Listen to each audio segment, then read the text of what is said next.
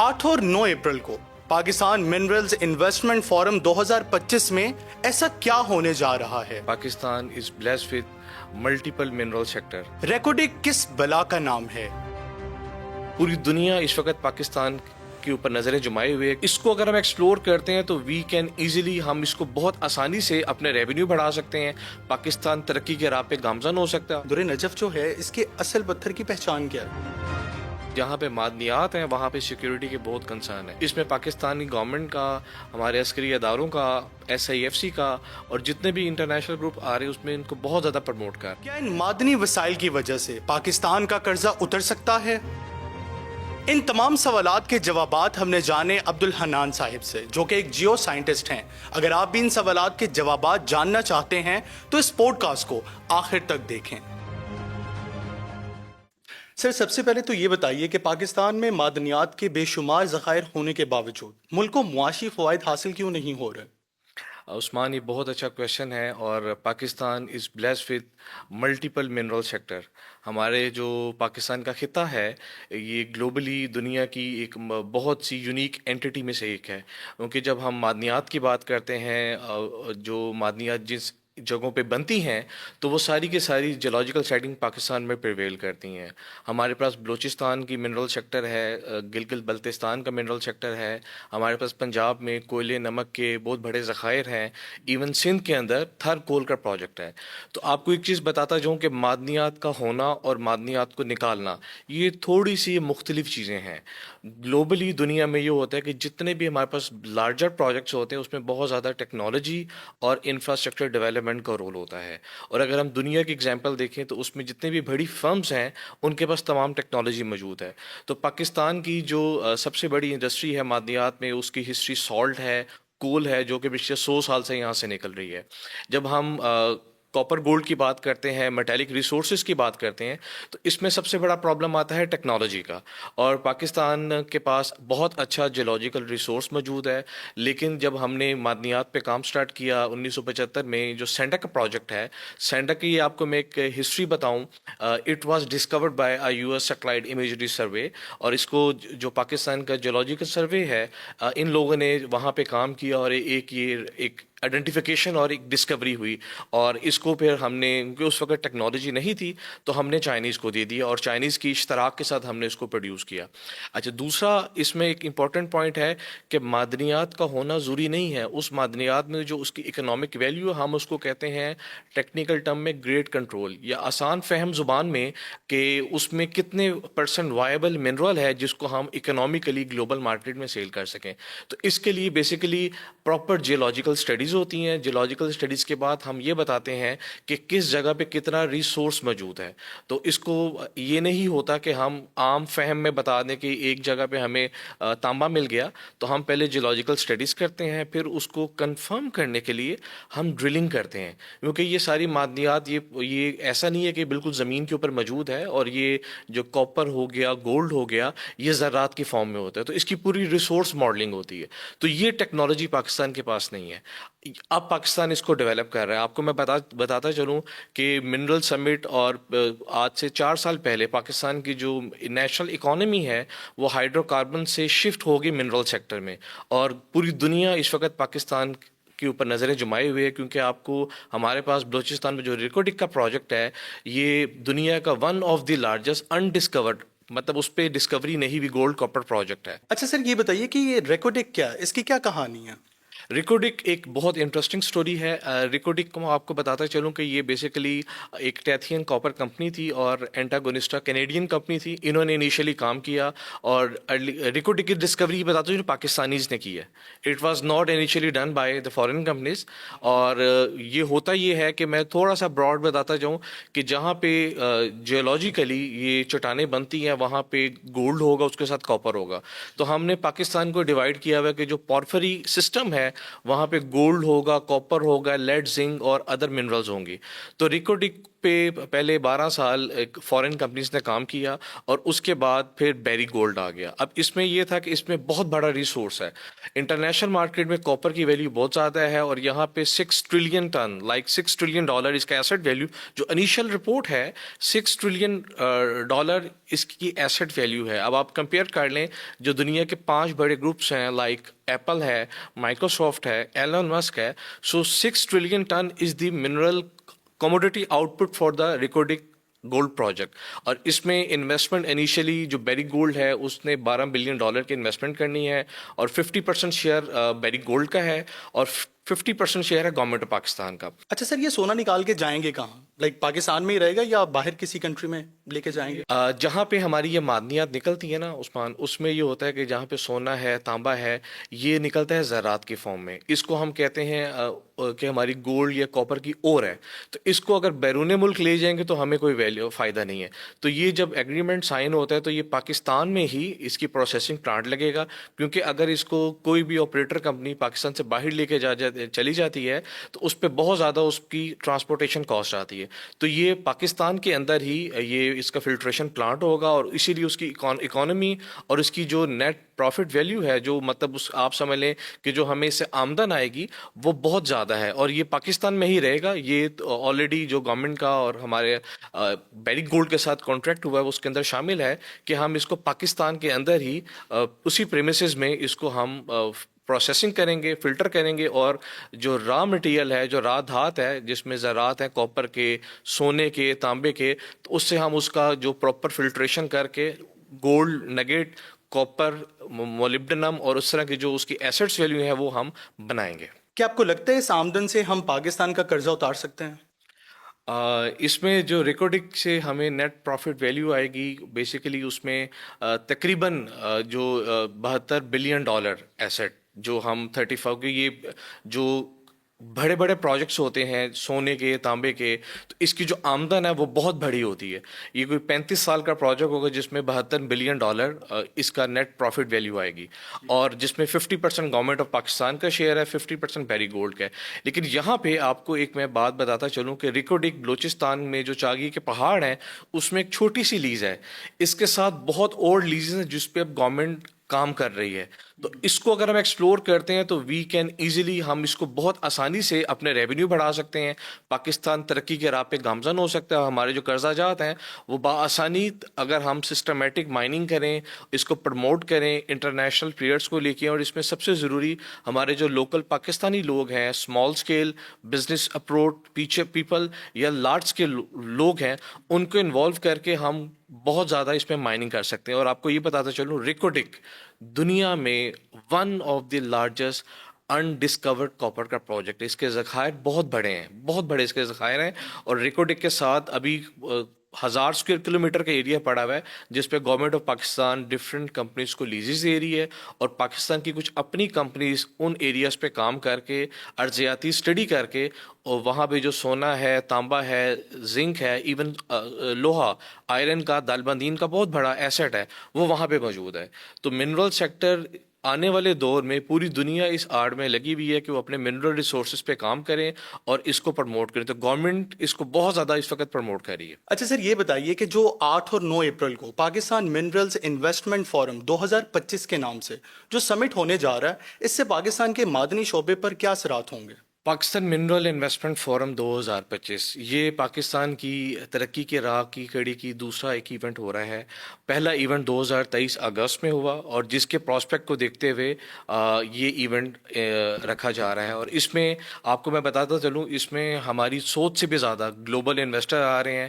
اگر آپ کو میں اس کو ہم 3 طرح سے اس کو ڈیل کر سکتے ہیں کہ دنیا سے کون کون سے لوگ یہاں پہ آ رہے ہیں, ہمیں لوکل ہماری اکانومی کو کیا فائدہ ہوگا, اور فیوچر میں وٹ ول بی کہ اگلے 15 سال کا 20 سال کا لائحہ عمل کیا ہوگا. یہ جو منرل سمٹ ہے 2023 میں ہوئی تھی اور اس کو بھی میں اس کا حصہ تھا, میں نے اس کو بھی اٹینڈ کیا اور میں نے جو ڈفرینس دیکھا پاکستان کا مائننگ کا بزنس بہت زیادہ بوم کر گیا. آپ کو پتہ ہے, بتاتا چلوں کہ پاکستان میں جو جنرل ہمارے بڑی کمپنیز تھی وہ آئل اینڈ گیس کا سیکٹر تھا. 2023 کی منرل سمٹ کے بعد ہمارے تمام جو آئل اینڈ گیس کے پلیئرز ہیں وہ بھی مائننگ سیکٹر میں آ گئے. کیونکہ اس سے بہت زیادہ آمدن آئے گی اور اس آمدن کا پاکستان کی ترقی اور پراسپیرٹی پہ اور ہماری جو انفراسٹرکچر ریویمپ ہے اس پہ بہت زیادہ مثبت نتائج آئیں گے. اور آپ کو یہ بتاتے چلوں یہ 2 سال کا جو ایفرٹ ہے پوری دنیا سے لوگ پاکستان میں آ رہے ہیں. بیری گولڈ آ رہا ہے, آسٹریلیا کی بہت بڑی فرم ہے ریو ٹنٹو, اسی طرح BHP, سعودی گروپ میں سعودی معدن ایک بہت بڑا گروپ ہے, انہوں نے 15% شیئر پرچیز کیے. تو یہ اتنے بڑے گروپ اگر پاکستان میں آ رہے ہیں تو یہاں سے آپ آئیڈیا لیں گے پاکستان میں بہت بڑے معدنیات کے ذخائر ہیں اور بڑی اچھی کوالٹی میں پڑے ہوئے ہیں اور ان کا پے بیک ویلیو بہت زیادہ ہے.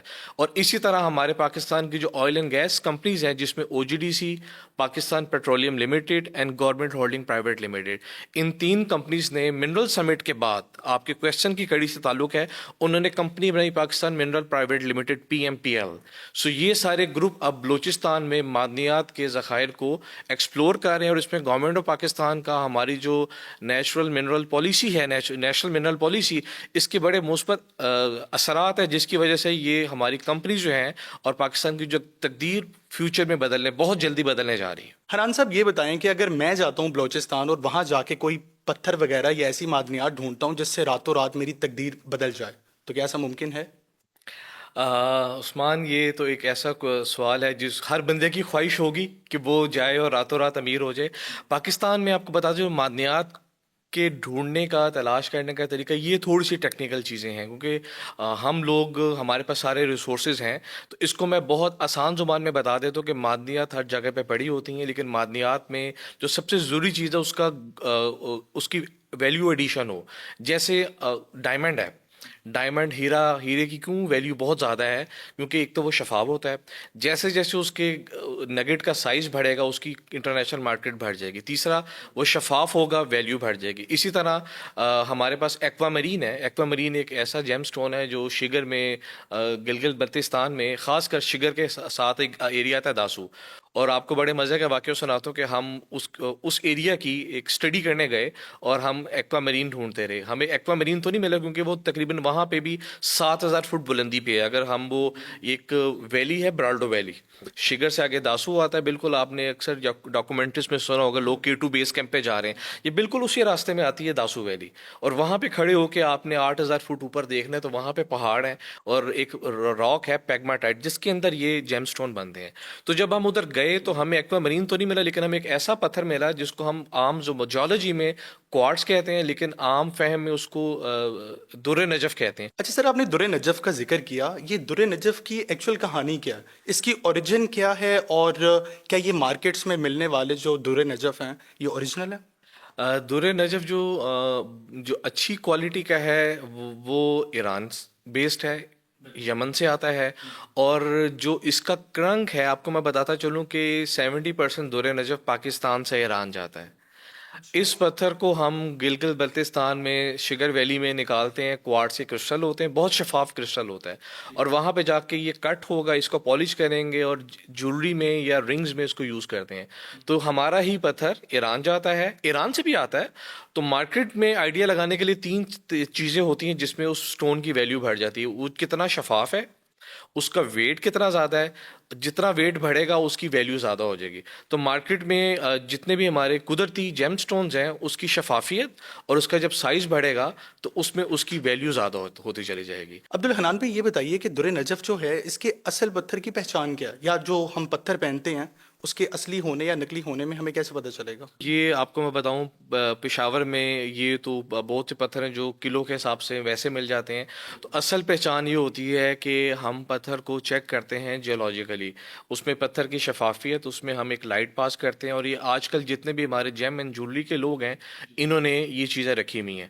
تو ہم اس کا ایک ٹیسٹ کرتے ہیں, اور پاکستان میں جیم اینڈ جولری ڈپارٹمنٹ ہے, ٹیکنالوجیکل ڈپارٹمنٹ. آپ 1,500 2,000 دے, کیونکہ اگر آپ ایک 80,000 کا 2 لاکھ ایک پتھر خرید رہے ہیں تو ہم ہمیشہ ریکمینڈ کرتے ہیں کہ آپ مارکیٹ سے اس کا ضرور ٹیسٹ کرائیں.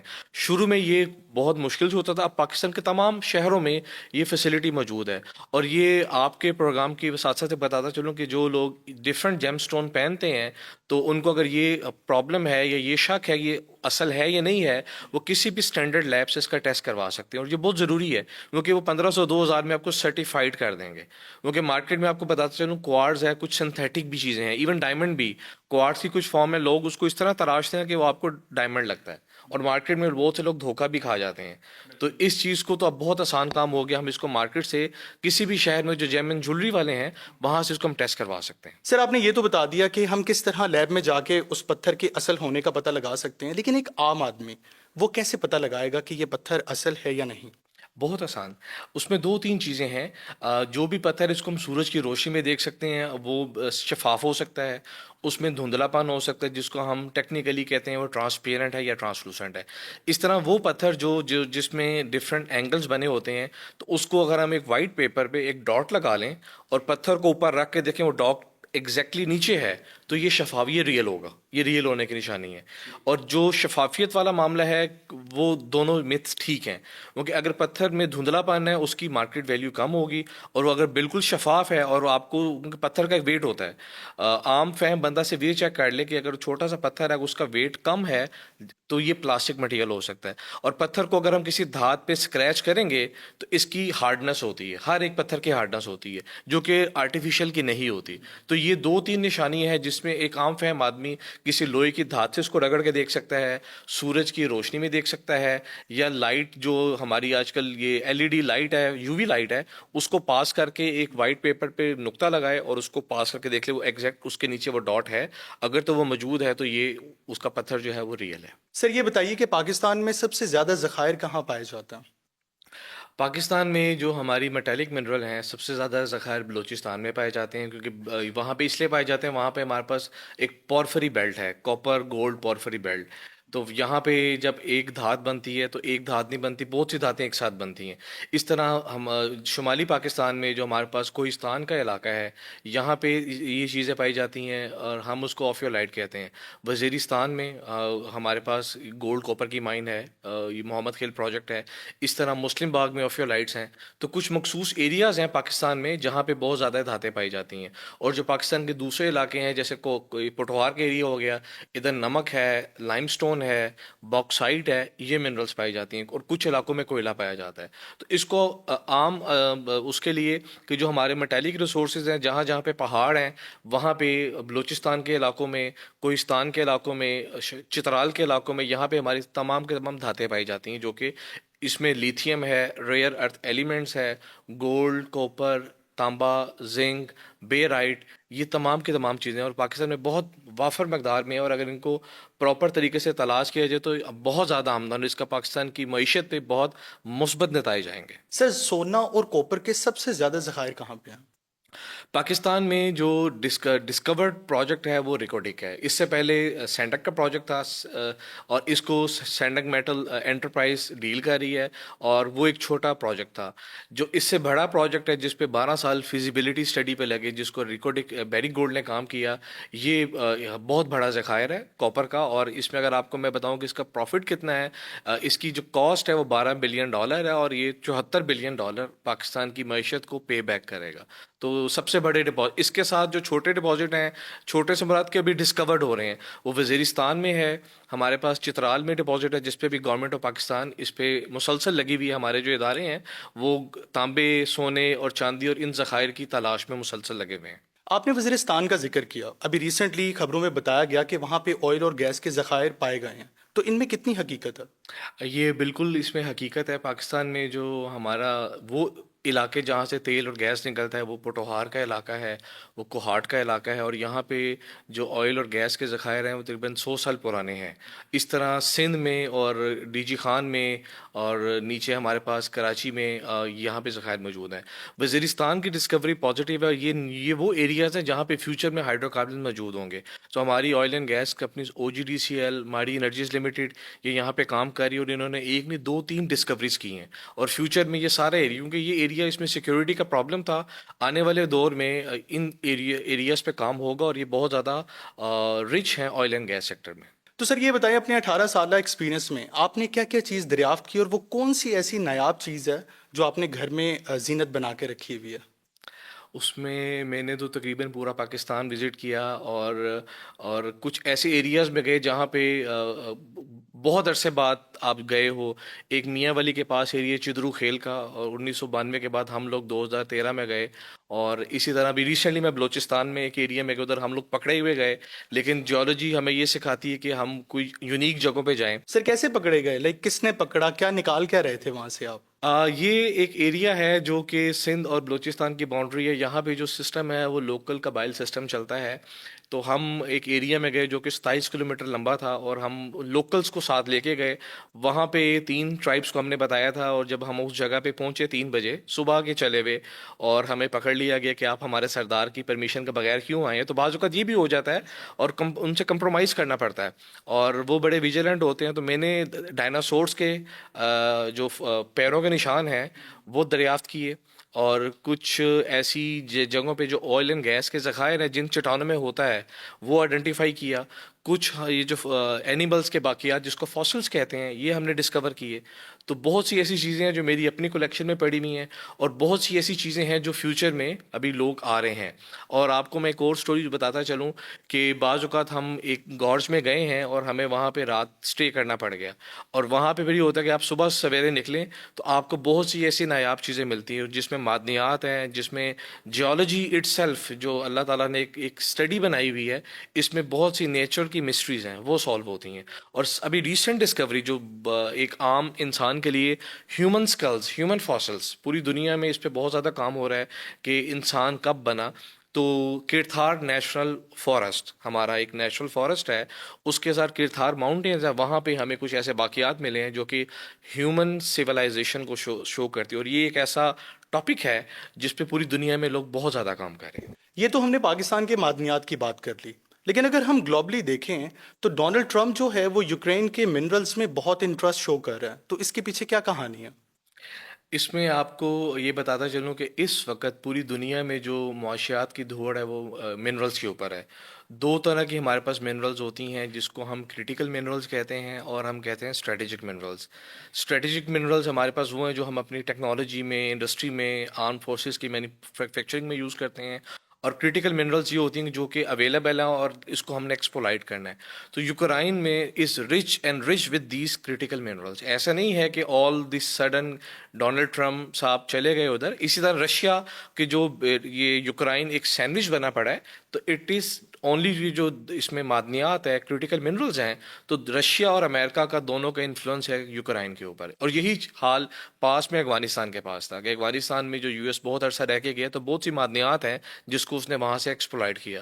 تو ایون آسٹریلیا، اور آپ ایک جو سب سے مشہور فیکٹر ہے کہ دنیا کی معاشیات پہ China is playing a very critical role. وہ پوری دنیا سے معدنیات اکٹھی کر رہا ہے اور اس کو انٹرنیشنل مارکیٹ میں ویلیو ایڈیشن کر کے سیل کرے گا. تو اس وقت جو 2 بڑے گروپس اگر آپ مجھ سے پوچھیں، امریکہ اینڈ چائنا، پوری دنیا سے، ایون افریقہ سے یہ معدنیات کو اکٹھا کر رہے ہیں. ان کا نیکسٹ 30 ایئر کا پلان یہ ہے کہ ان معدنیات کو اکٹھا کریں گے، اس کو ویلیو ایڈیشن کر کے انٹرنیشنل مارکیٹ میں ہائی ویلیو میں سیل کریں گے. اور اسی کویشچن سے لنک میں کروں، پاکستان میں بھی بہت سی معدنیات موجود ہیں جو کہ ابھی تک دریافت نہیں ہوئی.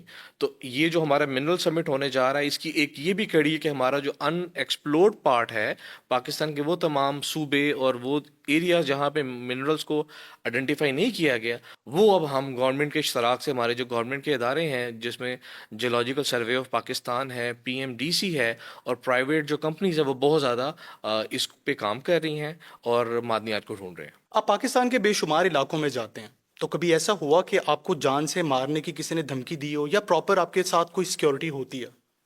ابھی جو حالات ہیں ایسا نہیں ہوتا کہ ہم ویسے ہی چلے جاتے ہیں. اس میں ہمارے عسکری اداروں کا، ہماری لوکل پولیس کا، ہماری لوکل گورنمنٹ کا بہت ہاتھ ہوتا ہے، اس کے بغیر ہم نہیں جا سکتے.